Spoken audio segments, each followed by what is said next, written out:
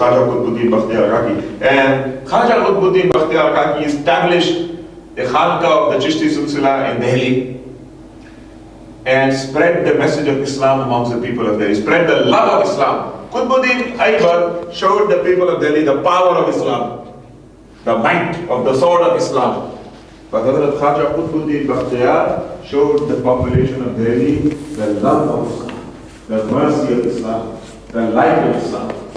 And therefore, through his hands, a large number of people entered into Islam.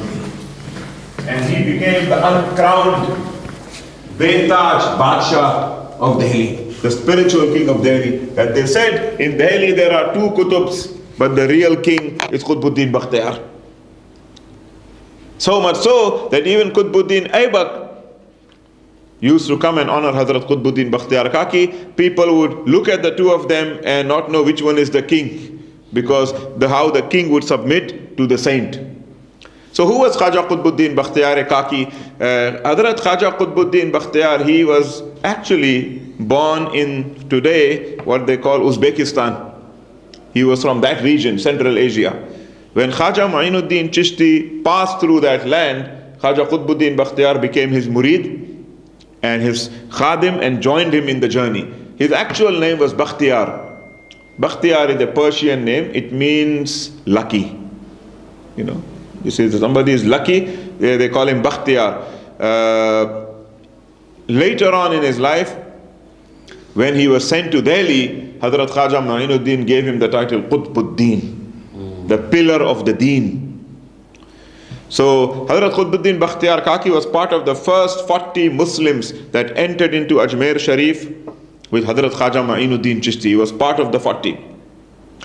As long as Khaja Mu'inuddin was in Delhi, in Ajmer, he served him and was his devoted murid.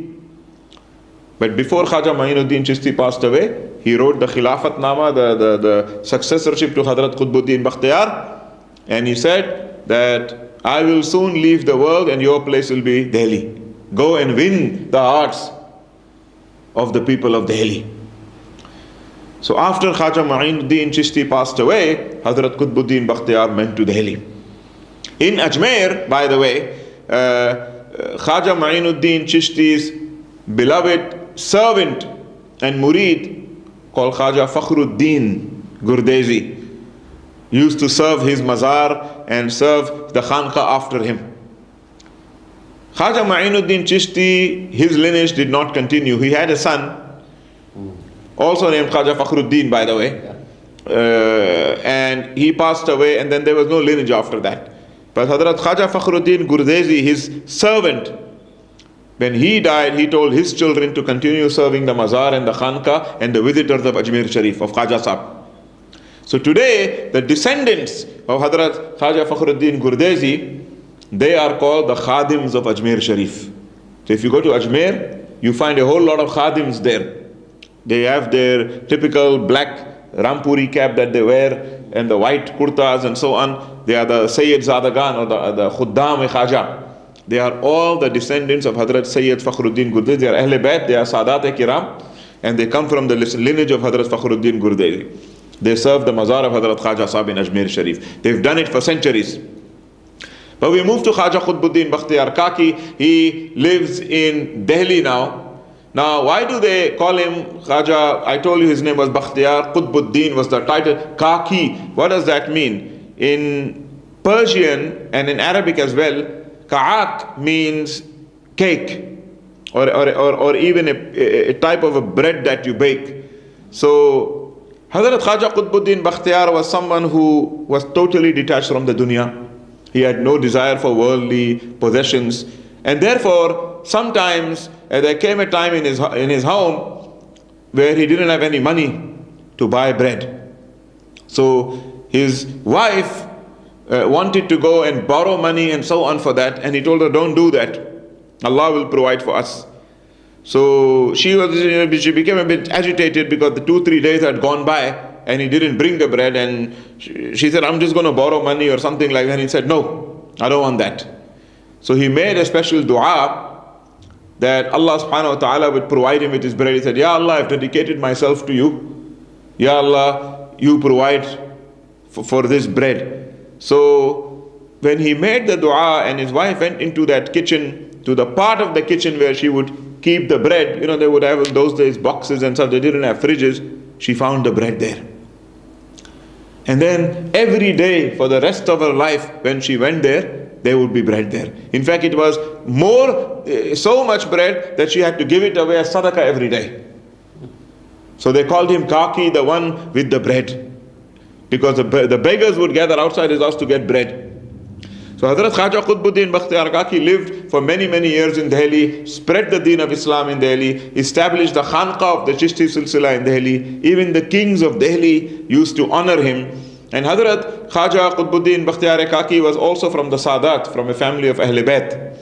And his passing away was very interesting because he passed away upon listening to a couplet that was recited in the Qawwali, in the Sama, where the poet recited a very spiritual couplet, which meant that those who give up their life for Allah, Allah will always give them another life. Allah will always give them another. Kushtagane khanjare taslim ra har zama az ghaib jane digarast. In Persian, that whoever gives his life for Allah, Allah will always give another life to live. So he went into such a hal that they said he was in a hal for 3 days. And he would only stop for salah. And on the 3rd day, he passed on. So he was buried in a part of Delhi called Mehroli. It is called today Mehroli Sharif. And his mazar became one of the holy shrines in Delhi, where many of the kings of Delhi are buried there. Many of the other awliya kiram are buried there. Many of the Sufis are buried there. So much so that when the riots happened in 1947 with the India-Pakistan creation and the partition of India, in dividing of India into 2 parts, India and Pakistan, the dargah got damaged in some of the violence. So at that time, Mahatma Gandhi himself, when he wanted to make peace, he went to that dargah and he made a hunger strike there to end the fighting between the Hindus and the Muslims. And he said, if they don't stop, I'm going to die. I'm going to die of hunger. If they don't want me to die, they have to stop fighting, the Hindus and the Muslims. So eventually they stopped when they got the news that he is on the brink of death from hunger. And then when the Muslim and the Hindu and the Sikh leaders met, all met by the Mazar of Khaja Qutbuddin, Mahatma Gandhi said, the first thing that needs to be done, I request, from the Hindus and the Sikhs, because they were kind of like more in number, is to repair the Mazar of Hazrat Qutbuddin Bakhtiar Kaki. So the Hindus of Delhi then repaired his Mazar after it had been damaged in the riots. But such was the significance of Hazrat Qutub Sahib, as they say in Delhi, to Hazrat Khaja Qutbuddin Bakhtiar Kaki. His karamat, his stories, his influence is too much to recount. But suffice it to say, he is the successor of the great Khaja Khajagan Khaja Mu'inuddin Hasan Chishti radiyallahu anhu. Now, after Hazrat Khaja Qutbuddin Bakhtiar Kaki, during his time, by the way, the emperor of Delhi, Qutbuddin Aibak, was building great palaces in Delhi and so on for himself. And Hazrat Khaja Qutbuddin Bakhtiar advised him. He said, you are spending all your money on building these palaces for yourself. Build something for Allah subhanahu wa ta'ala, for Islam. So he then built the famous Quwwatul Islam Mosque in Delhi. And with that masjid, he built a massive minaret, which he wanted it to be the tallest minaret in the world at that time, which he says, Quwwatul Islam. It must represent the power of Islam in Delhi. So he built that massive minaret, which is called Qutub Minar. And usually it is said it's called Qutub Minar because it was built by the king Qutbuddin Aibak. But other historians mention that Qutbuddin Aibak named it Qutub Minar after Hazrat Khaja Qutbuddin Bakhtiar, not after himself, because Khaja Qutbuddin had to come and do the opening of it. And he was only there. And that's why later on, that masjid that was built with it disintegrated and it's no more there really. But the minaret still stands. So if you go to Delhi, one of the sights to see in Delhi is Qutub Minar. that pillar that's standing for more than 800 years as a symbol of the power of Islam, Quwwatul Islam. After Khaja Qutbuddin Bakhtiar Kaki, his successor was another great wali of Allah, a giant. They're from the ones they call in Indian Muslim history the Big Five. Yeah. The Big Five. Hazrat Baba Fariduddin Ganje Shakar. Baba Farid was a descendant of Hazrat Sayyidina Umar radiallahu anhu. He was a Faruqi. He also was a great wali of Allah and a murid of Khaja Qutbuddin Bakhtiar Kaki. And he's called Ganje Shakar, the treasure of sugar. Why is he called the treasure of sugar? Is because Baba Farid, it is narrated that when he was a child, a young man, as a young child, his mother used to encourage him to perform salah, and what she would do she would put a ball of sugar under his musalla. She say, if you make namaz, Allah will give you sugar. Young child, if you make namaz, like you put a sweet or something under your musalla, you make namaz and you'll find it. So when he's in sujood and all that, she put that under it. So when he make his salam, he opened the musalla, there's a piece of sugar there, and he eat it, he's very happy. Child. But he was meant to be a wali of Allah, he was a beloved of Allah from birth. Allah had his nigah, Allah's nazar was on him from that time. After a while, the mother forgot about doing that anymore, because she thought, okay, now he's making salah every day, making namaz, you don't have to now put the sugar anymore. He goes and he prays. But then she realized after a while that he always comes and he smiles and always, he talks about the sugar. So she said to him one day, where did you get the sugar from? He said, from under my musalla. He said, really? Today? He said, and yesterday and the day before, but she hadn't put sugar in a month. She stopped doing it a month ago.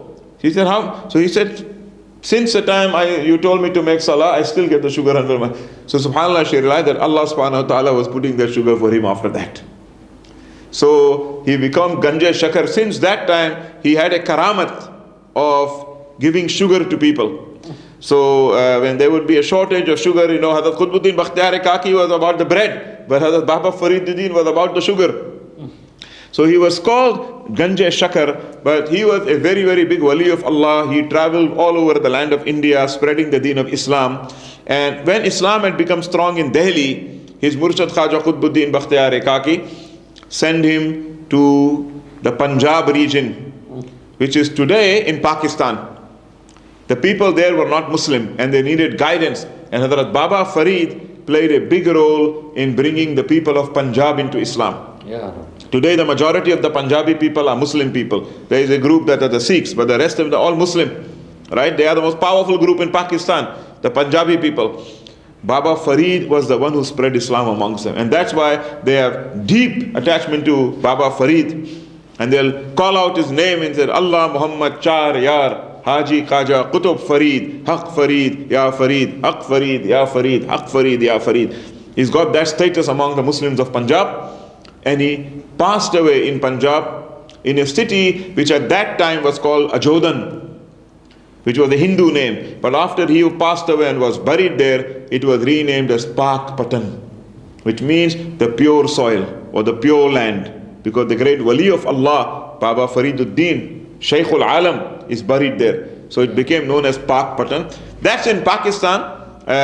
So inshallah, when you make a trip to Pakistan, you must make ziyarat in Pak Patan Sharif, Hazrat Baba Fariduddin Ganje Shakar. It's one of the greatest mazars in Pakistan. But now we come back to India. We went through Baba Farid because he is the successor of Khaja Qutbuddin Bakhtiar Kaki. But like he was trained by Khaja Qutbuddin, who was trained by Khaja Mu'inuddin, Baba Fariduddin was also busy training another great wali of Allah, who is Khaja or Hazrat Nizamuddin.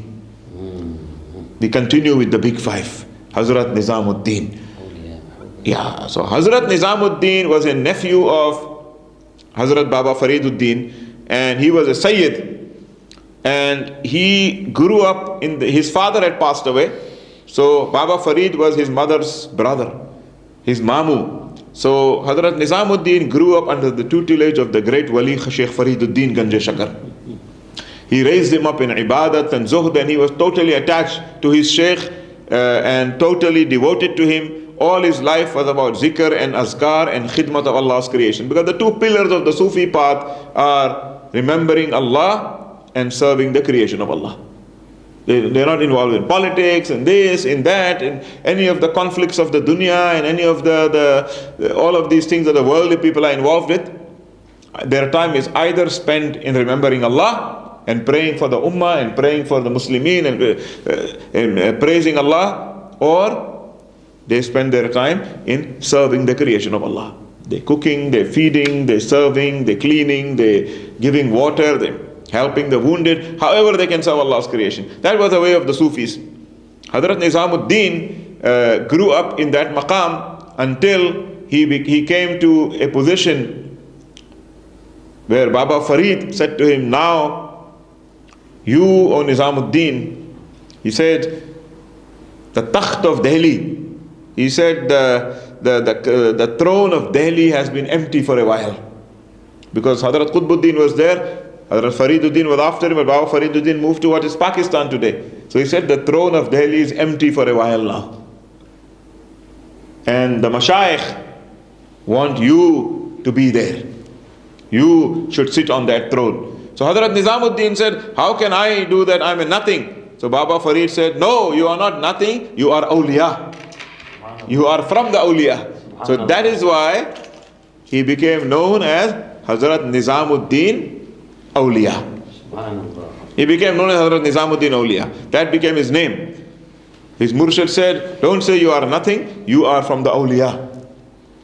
So Hazrat Nizamuddin moves to Delhi, and he then lives in Delhi for more than 55 years, establishes the Sufi Khanqa there, and although during his rule, he lived through the rules of nearly 8 kings in Delhi.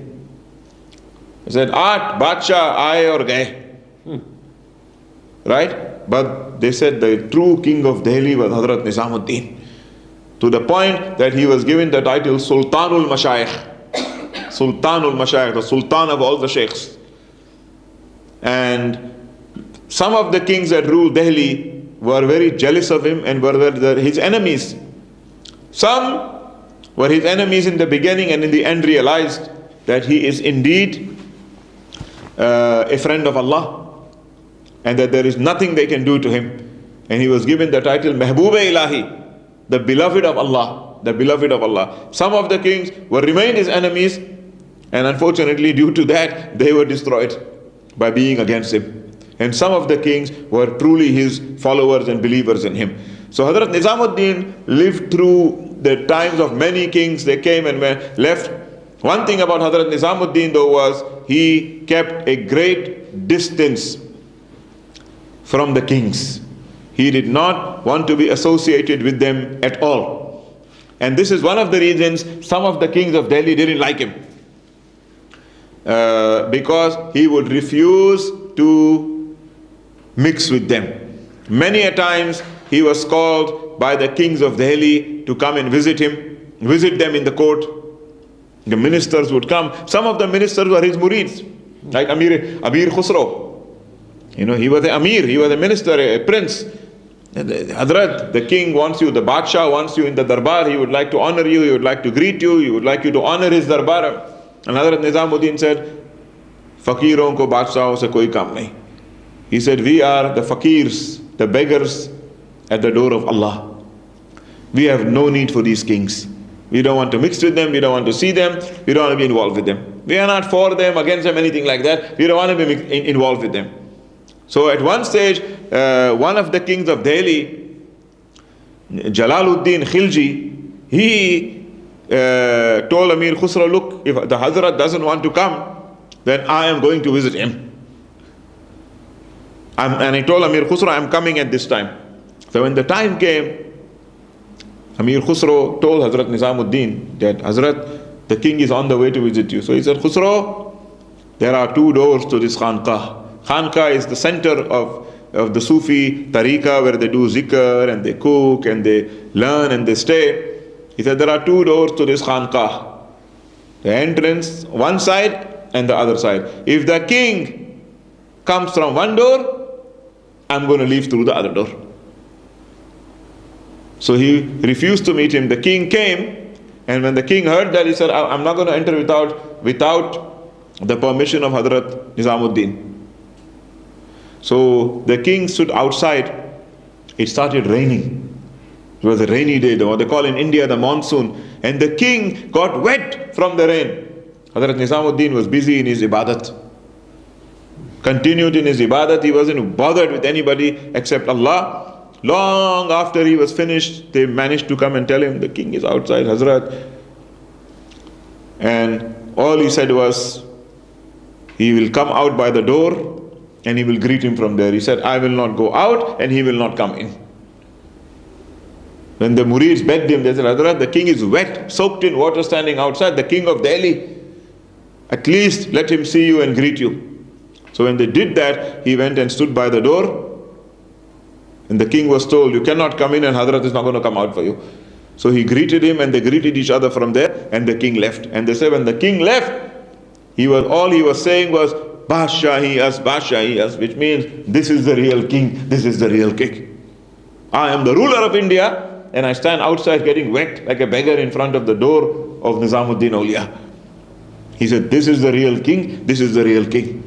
So imagine these Awliya Ikram, the type of spiritual authority they had and how powerful they were that even the kings used to fear them. And Hazrat Nizamuddin Auliya also played a big role in the spread of Islam in Delhi. After Islam spread in Delhi and made a great foothold in Delhi, Hazrat Nizamuddin also spread Islam throughout the rest of India. He sent no less than 700 Khalifas throughout Hindustan. So more than 700 missionaries, so to say, Muballighin of Islam, were sent from the Khanqa of Delhi to every corner of India, to Kashmir, to Bengal, to Deccan, to the south, to the north, to the east, to the west. That's why wherever you go in India, you will always find the Chishti Nizami Silsila, because Nizamuddin was actively busy in the promotion of the deen of Islam.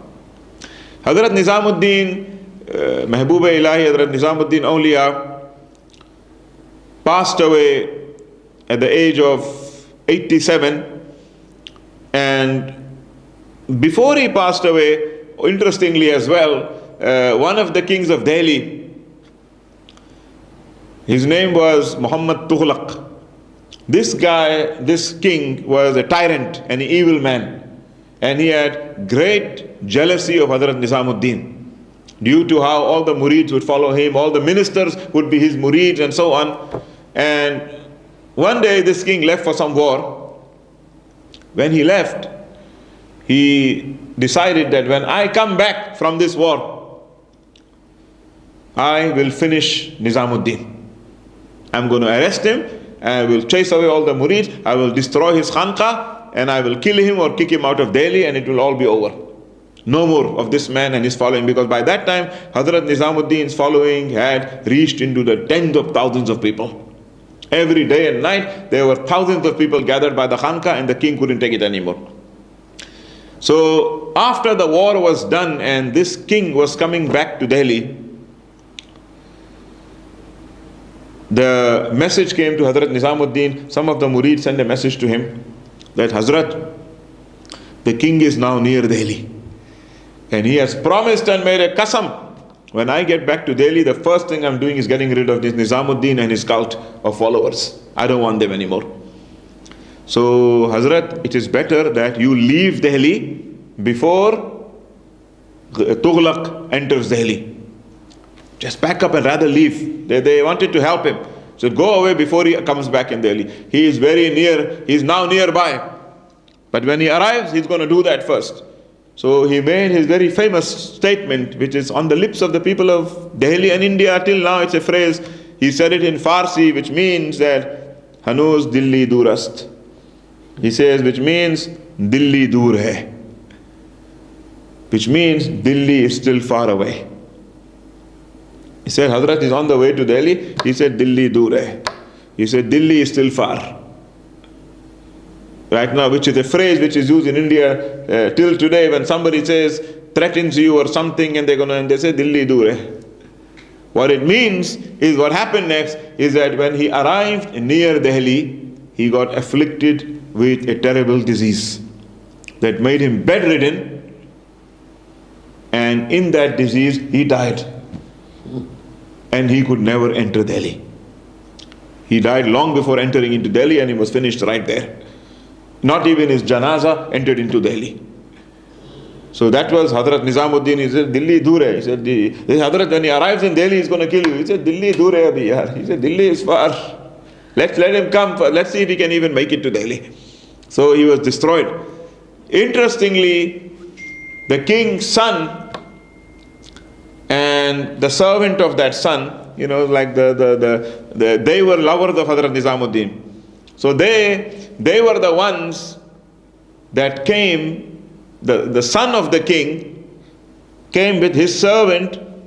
He was the one that came to inform Hazrat Nizamuddin about his father's plans.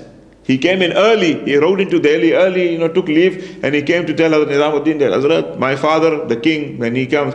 But the funny thing is, when he came to the Khanqa, the prince and his son and his servant were sitting outside. And Hazrat Nizamuddin was busy in his ibadat. When he was done, he told one of the servants in the dargah, one of the murids, he said, call the king and his prime minister inside. Call the king and his prime minister inside. Okay, the murid went outside. There's no king and prime minister here. There's the prince, yeah. And then there's the guy that, cleans and, his driver, so to say. So he said, Hazrat, there's no king and prime minister outside. The king and the prime minister are still somewhere there, they're traveling and so on. He said, call the king and the prime minister inside. Again he went outside. Maybe the king is on the way, he's coming on his elephant. They used to ride elephant in those days. Nothing. Again he came. Hazrat said, the king and the prime minister are outside. Call them. So he went again. There's nobody outside but the prince and his servant. So he said, look, I don't know. Hazrat is insisting I call so you were the only two people outside, just come inside. So they came in and they told Hazrat that, Hazrat, my father is on the way, he wants to kill you the moment he arrives in Delhi. Hazrat said, Dilli dur hai. He said, Delhi is still far, let's see what happens. And the prince begged him, please leave. He said, don't worry. And as the king arrived near Delhi, Allah afflicted him with a disease and he died and he was finished. When that happened, immediately the prince was appointed the king of Delhi. And because his servant, he loved him so much, he made him the prime minister. And he said, the king died outside and his prime minister is with him. They mustn't come. I am the new king and my servant is my prime minister. So as Hazrat Nizamuddin predicted, Badshah or Wazir, they became that. Badal jati hai taqdeer. The sight of the true believer can change the taqdeer of a person, the wali, the dua of the wali, the wish of the wali. So subhanAllah, after he became king, that prince, the first thing he did, him and his minister came to ziyarat Hazrat Nizamuddin and paid their respect. And he said he put his crown there at the door of Hazrat Nizamuddin and said, Dilli ke asal badshah to aap ho. He said, the true king of Delhi is you. He came with his servant. Now they are the king and the... So this time, Mahmud Bhai, they come and they sit outside. Hazrat Nizamuddin is not involved in any of those king, who become king, who doesn't become king. He stays in the Khanqa. He doesn't get involved in the palace politics. But this time, they come and they sit outside. Now, Hazrat Nizamuddin says to his murid, call the king and his minister inside. Call the king and his prime minister inside. So the servant goes outside and indeed, same people are sitting there. He said, Your Majesty, Your Excellency, come inside. He said, Subhanallah. 2 days ago they were there. They were not important people. Yeah. Now that guy is the king and this man is the prime minister. Come inside. Subhanallah. So the wali of Allah, Allah shows them what we cannot see. So they honored him. Hazrat Nizamuddin passed away after a long life of service to Islam and Deen. His janaza was a massive janaza. The Shaykh al-Islam of Delhi, Hazrat Sheikh Kamaluddin, was the Grand Mufti of Delhi. He went down in the mazar of Hazrat Nizamuddin, but when he went down in the qabr of Hazrat Nizamuddin, he fainted. He shouted and he fainted. So people got scared. What happened to him? He got scared or whatever. He's unconscious. He was unconscious for a while, and then finally, they threw water or whatever, and he woke up, and they took him out. Sheikh Kamaluddin, the Mufti of Delhi, Sheikh al-Islam of Delhi.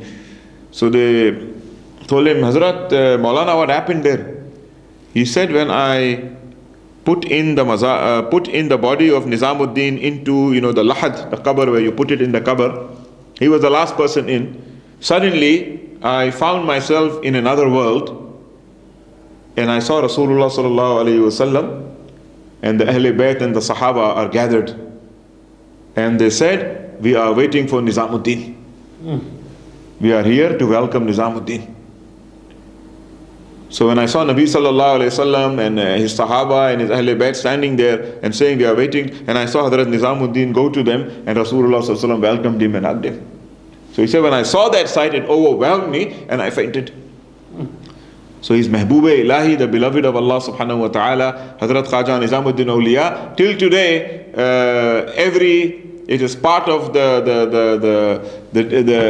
protocol of the Prime Minister of India. And when he becomes the Prime Minister, he must go and put a chadar on the mazar of Hazrat Nizamuddin Auliya, including Narendra Modi, including the current Prime Minister.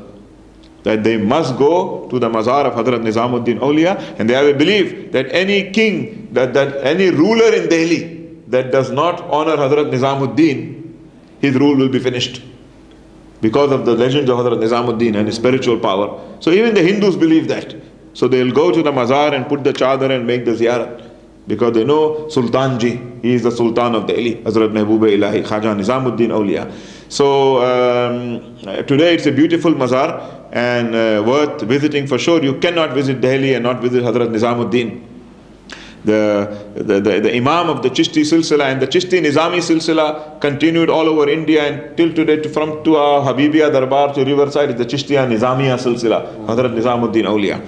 Now Hazrat Nizamuddin Auliya, after he passed away, he left behind another Khalifa, the one who succeeded him, and that was Sheikh Nasiruddin Mahmud, also a Sayyid from the Ahl Bayt. Sheikh Nasiruddin Mahmud was a great wali and continued the work of his ancestors, his spiritual ancestors. He continued the work of Khaja Nizamuddin, Khaja Fariduddin, Khaja Qutbuddin, Khaja Mu'inuddin.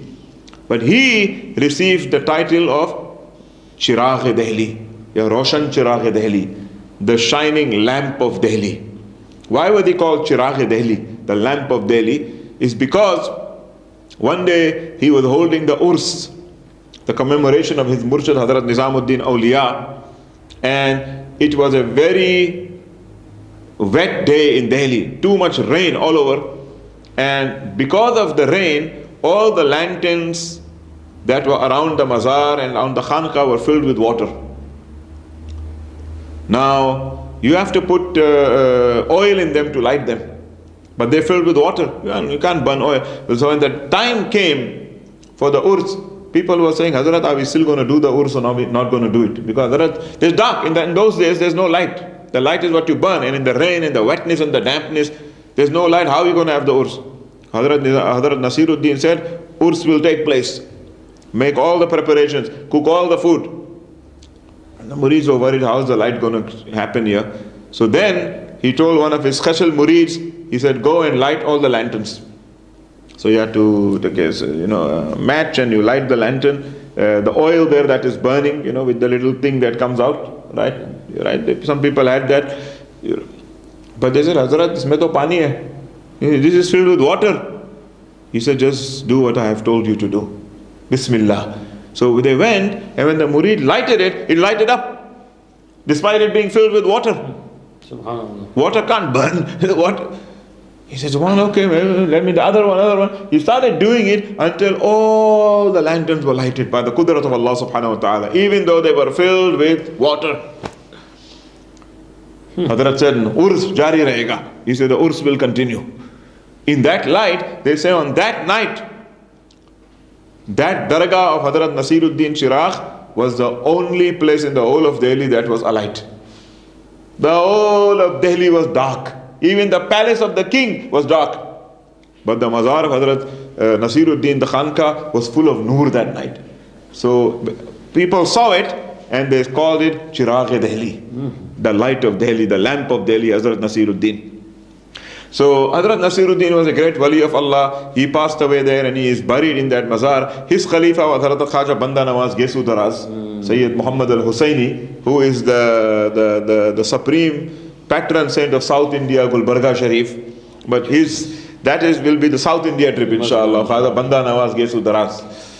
And Hazrat Nasiruddin told him to leave Delhi, told his father and him to leave Delhi at a certain time, and they said, we cannot part with you, Murshad. They said, you have to go. And after they left, Delhi was attacked by an evil king who killed and massacred and pillaged the whole place. So they went to the south, and through that Islam was spread in South India. If you go to South India, to the mazar of Khaja Banda Nawaz, it is the biggest dome in the whole of Hindustan, and it's like Ajmer Sharif in the south. You see the millions of people coming there, how the Chishti Nizami line spread Islam in South India again. So really, this Khandan, this spiritual Khandan has such an influence that it's unbelievable. It's amazing. Now, to continue with Delhi, Hazrat, no? Amir Khusro. Yes. Now, let's go back to the mazar of Hazrat Nizamuddin Auliya. Hazrat Nizamuddin Auliya, his favorite murid was the prince called Amir Khusro. Amir Khusro was an amazing poet, and he is the one who is attributed with the founding of the Urdu language, because he knew Persian, he knew Turkish, he knew Arabic, and he knew Hindi, the language of the Indians. And oftentimes he would mix up these languages and write poetry. It's like somebody in Cape Town writes a poem and he mixes it with English, Afrikaans, Xhosa, Urdu, and writes all these poems that include all these different words from different languages. In the end, he ends up creating a new language. So Hazrat Amir Khusro is considered the founder of Urdu. And he had so much love for Hazrat Nizamuddin, and he is the one that wrote most of the kalams that are sung in the Qawwali by Hazrat Nizamuddin. Man kuntu mawla, nami danam, Chashme Maste Ajabe, and so many of the kalams Hazrat Amir Khusro wrote. Chap Tilak, of course, and a lot of kalams. Most of those famous kalams, Zahale Miski, so on. He wrote all these kalams, so much so that Hazrat Nizamuddin actually wanted to appoint Amir Khusro as his successor. He wanted to appoint, but when the time came, he gave the Khilafat Nama to Hazrat Nasiruddin. So so the Murids, they said, Hazrat, we all really thought you're going to appoint Amir Khusro as your successor, not Hazrat Nasiruddin. So he said, Kya karun? What can I do? Nizam chahe Amir ko, Khuda chahe Nasir ko. He said, Khuda chahe Nasir, Nizam chahe Amir ko, Khuda chahe Nasir ko. He said, what can I do? Nizam wanted Amir, but Khuda, Allah wanted Nasir. In other words, the ilham, the instruction that came from Allah, Allah subhanahu wa ta'ala can speak to awliya kiram and inspire in their hearts. That inspiration was pointing to Nasir. He said, Nizam wanted Amir, but Allah wanted Nasir. So soon after Hazrat Nizamuddin passed away, Amir Khusro wrote one last kalam, eulogizing him. And soon after that, a few days later after that, he also died, saying that there is no life after my Murshid. There is no life after him, there is nothing, I have no enjoyment. 3 days after Hazrat Nizamuddin passed away, Amir Khusro passed away, all he said in his will was, please bury me by the feet of my Murshid. So that's why Hazrat Amir Khusro's mazar is right facing the feet at the entrance of Hazrat Nizamuddin's mazar. And it is the adab of the people of the Chishti Silsila that when you enter there, you first greet Hazrat Amir Khusro. Because during the lifetime of Hazrat Nizamuddin, Amir Khusro was the doorkeeper. Even though he was a prince in the court of the king of Delhi, Amir, but here he used to be the doorkeeper of Hazrat Nizamuddin. So even today when you go there, you greet Hazrat Amir Khusro, salam to him and read the Fatiha for him, and then you enter by Hazrat Nizamuddin. If you don't do that, they say Hazrat Nizamuddin does not welcome you. So if you go to the mazar of Hazrat Nizamuddin also, you will notice something. that it is next to the great mosque of Delhi, which is the Jama Masjid. Now, what is this Jama Masjid or the Jama Masjid of Delhi? It is one of the greatest mosques in the entire world. It can accommodate more than 25,000 people. Right? We brag today, our masajid in Cape Town, we got 2,000-3,000 people, mashallah. 25,000 people can fit in the Jama Masjid of Delhi. So who built this Jama Masjid and why did he build it? Jama Masjid was built by the great Mughal Emperor of Delhi, Shah Jahan. Shah Jahan was the ruler of Delhi, the great Muslim king. He is the same one who built the Taj Mahal. He built it for his wife, Mumtaz Mahal. He loved her so much, she is the mother of his children. When she died, he wanted to build a memorial to their love and how much he loved her. So he built her tomb, which is the Taj Mahal, one of the wonders of the world. And he himself is buried there as well. After he built the Taj Mahal, one of the Auliya Ikram of Delhi told him, you made this in the memory of your wife. What do you make in the remembrance of Allah? You made this for a woman. What are you doing for Allah? So that one of the fakirs, when everybody was praising the Taj Mahal, wow, subhanallah, mashallah, what a building. Till today people are enamored by it. But there was a fakir sitting there. He gave an ugly look to Shah Jahan. Shah Jahan said, wait, just hold it. The whole caravan, the whole elephant, everything stopped. He looked at that fakir and said, why are you not praising this building? Everybody is praising the beautiful wonder of the world I built. You are not praising it. He said, I will praise a building when you build it for Allah. A building you made for a woman, spent millions of dollars, or at that time the rupees to build it for a woman. He said, I will praise the building you built for Allah. So some of the soldiers wanted to become, hey, Shah Jahan said, no, the fakir hai. You leave the fakir. But those words stuck with Shah Jahan. And it felt that I really need to do something for Allah. If I build such a big building for my but deceased wife, marhoom wife, what must I do for Allah? And I'm the king, I have millions and millions and millions of, money. So he decided to build a masjid. And he said, I'm going to build a masjid that will also be a wonder of the world. The dunya must not see a masjid like this. In his dream, he had a vision of that masjid. A vision of that masjid, how it looked like. So now he asked for all the artists of Delhi and the engineers and the architects, told them, I want to build a masjid, bring me a sketch of how the masjid must look like. So all the top artists and architects of Delhi brought their sketches to him. But none of them, those sketches, matched the dream that he had.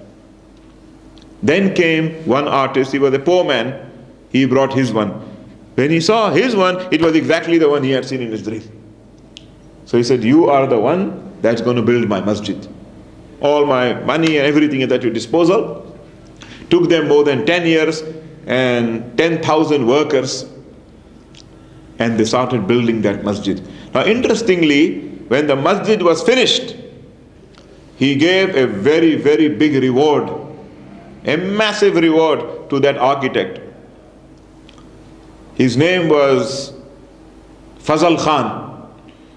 But when he gave it to him, the man said, no, this goes to my murshid.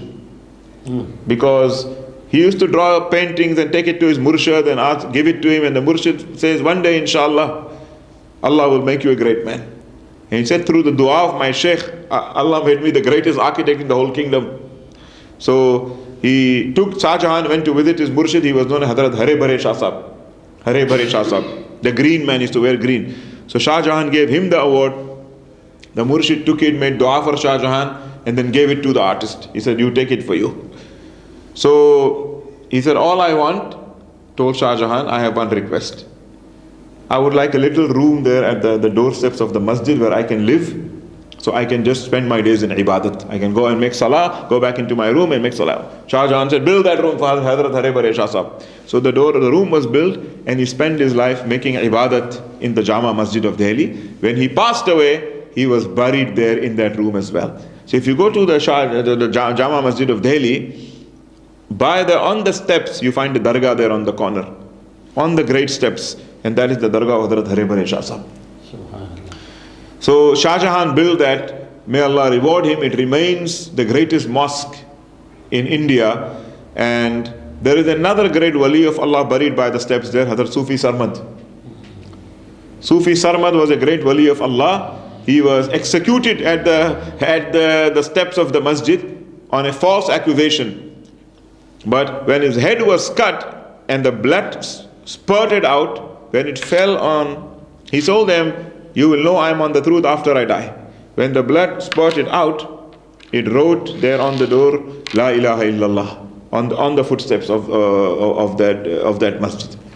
So when the king Aurangzeb, which is Shah Jahan's son, saw that, he said, "Subhanallah, we killed a friend of Allah." So he made a dargah for him also there, on the footsteps to entrance to the masjid, Jama Masjid, Hazrat Sufi Sarmad. Finally, the Jama Masjid of Delhi, when Shah Jahan built it, he asked Hazrat Hare Bare Shah Sahib, "How do I build the masjid? I'm not a Nabi that I can speak to Allah. How do I guarantee that namaz and dua will be accepted in my masjid?" So Hazrat Hare Bare Shah Sahib said, "If you want Qubuliyat, acceptance of the du'as in your masjid, you should get some of the Asar-e-Mubarakah, the relics of Nabi sallallahu alayhi wasallam, and keep them in the masjid. Wherever they are kept, the du'as are accepted for sure."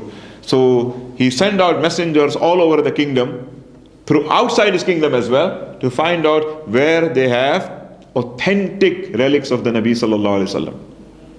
So they found them somewhere in Bukhara with a family of Sayyids. They were Ahle Bayt of the Prophet ﷺ. They had, and their relics have been generation to generation. So he ordered that entire family to move to Delhi as royal guests, everything paid for. And those relics were kept inside. There was a special dargah built in the masjid where the relics of Rasulullah ﷺ were kept. And the Qur'ans that are dated from the time of the Sahaba. And that family, the Sayyids, they were from Bukhara. The Bukhari Sayyid, they call them, were appointed as the Imams of the masjid as well. So do they call them? In Delhi they call them Shahi Imam. Because why? The Shah, the king, appointed them. So that lineage, they've been Imams of that masjid from the time of Shah Jahan for the last 400 years, 500 years. So when you go to the Jama Masjid of Delhi, it is a breathtaking sight. And there you make salah as well in the masjid, and then you can ziyarat the asar of the Prophet sallallahu alaihi wasallam. Depends what time you go, it's not always open. But sometimes you have a lucky day, they'll open it for you. Shah Jahan also, before I conclude, built the grand castle or fortress of Delhi, which is called the Red Fort, Lal Qila. The Red Fort is the greatest palace, royal palace in the whole of India, which was the great fort where the Mughal kings ruled from. And till today, when the new Prime Minister is appointed in India, they give the inaugural address from the Red Fort. Because that is the symbol, the majesty and the power built by our Muslim King Shah Jahan. Even when the British ruled, they would address the people from the Red Fort. When the British conquered Delhi, they wanted to destroy the Red Fort as a symbol of Mughal power. And their generals told the governor, "Sir, this is impossible to destroy. This building has been built in such a way by that emperor." So Shah Jahan is a name to remember, Shah Jahan. Shah Jahan built the Taj Mahal. Shah Jahan built the Red Fort. Shah Jahan built the Jama Masjid. These were the great Muslim kings that ruled over India and the heritage they left behind. Today, there are people trying to undermine the Muslim heritage of India, and they can't. All they'll do is they'll come put an idol there and a temple there to, you can't take away that. You can't take away the Jama Masjid. You can't take away the Lal Qila. You can't take away the Red Fort or the Taj Mahal. They stand as enduring examples of the glory of Muslim rule in India. And sometimes they compare it to British rule. No, there's a difference. The British took all the wealth of India and sent it to England, to enrich England. But when the Muslim rulers were in India, they used India's money to enrich India and to build up India and to develop India. So there is no comparison between the two, because sometimes they like to do that, the more fanatical enemies of Islam. So inshallah, this was just a very brief introduction to the personalities I mentioned and to the city of Delhi. Delhi has many other awliya kiram, by the way. There's many dargahs, many beautiful masjids, but Jama Masjid really is a must visit, and Hazrat Nizamuddin is buried next to it there. In fact, the Jama Masjid was actually built next to Hazrat Nizamuddin. Because Hazrat Nizamuddin passed away long before Shah Jahan's time. But they built it next to him for barakat. And in the alleyways there, you also find the famous Karimi restaurant, which is famous for the original Mughlai cuisine of the Mughal emperors that ruled over Delhi for 400 years, and then before them were the other Muslim emperors. Altogether, the Muslim emperors ruled 800 years in Delhi.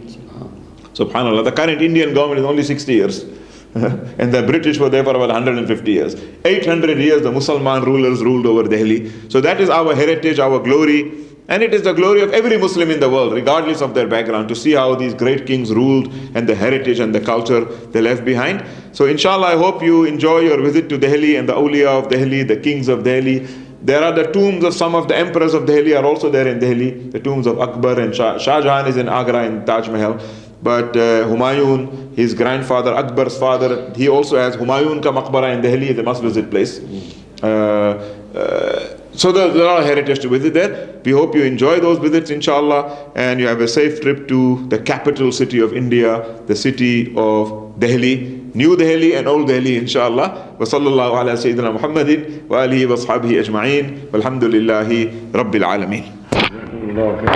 Shaykh Fakhruddin for comprehensively putting an ocean into a bottle. May Allah subhanahu wa ta'ala bless, inshallah. I just remembered one waqia, which, you know, when we were speaking about infrastructure and how to do khidmah and how to serve the people. I remember this waqia of Khaja Nizamuddin Auliya Mehboobillah. He was such a genius, and he used to have a regular conference with all his khulafa and khadims, and he used to call them to Delhi from all the other provinces that he sent them to, all 700 and more. And on one occasion they came to the conference. It was supposed to be for a few days, and the conference is about to start. People have come in from long distance. They have things to discuss, notes to share on projects that they are delivering in their various lands, and to inform each other. So it's a very, very important gathering, like a Bos Barad conference that a big organization would have, and people coming from all parts of the country. And they are about to start the conference, only to suddenly hear that in the Christian quarter of Delhi, a fire has broken out and has destroyed the whole village. So Khaja Nizamuddin went and he said to everyone, the conference is cancelled, all of us to the site, so that they can do khidmah and save and help those people that have lost all their belongings. So all of them went through, and they basically as khadim served that community, not of Muslims, of Christians, and they won over the hearts of those people through their khidmah. So it tells you that these were not just things done ad hoc, Shaykh Fakhruddin. They had a structure, they had a system, they had a nizam of doing things, and in that way, as Shaykh Fakhruddin mentioned, not only did they win over the stomachs and the minds of the people with their food and ilm, but more importantly with their love. Love all and hate none. Yeah, love towards all, malice towards none. Yes. With their love, they won the hearts of the people. Inshallah. So we ask Allah subhanahu wa ta'ala to grant us khair from this visit, inshallah. Ameen. And may we be able to imbibe these great characteristics, because that's the objective of this journey. فصل يا ربي وسلم وبارك على سيدنا محمد وعلى آل سيدنا محمد واغفره لنا جميعا يا خير غافرين. بسم الله الرحمن الرحيم. والعصر إن الإنسان لفي خسر إلا الذين آمنوا وعملوا الصالحات وتواصوا بالحق وتواصوا بالصبر. Jazakumullah khair, Jazan, everyone who's joining online. Inshallah, next week we will be visiting Bombay, inshallah, and we will be doing the saints of Bombay, inshallah. Makhdum Mahimi, inshallah, we will be doing the Qutub of Konkan, as well as the great saint of Bombay that we always visit by the seaside, Sheikh. You know, Haji Ali. Haji Ali. So inshallah we'll be discussing him, and also having some nasiha and discussion on this is the Wisal time of Shah Ahmad Mukhtar Siddiqui. It is Wisal time now, exactly now, alhamdulillah. And many people have gathered in Damman now, Sheikh. They sent me the pictures to celebrate his Urus. So inshallah we will be visiting him on our trip, and his student Maulana Abu Bakr Khatib, inshallah. So we'll discuss that, and then the following week Sheikh Fakhruddin will take us to Kashmir.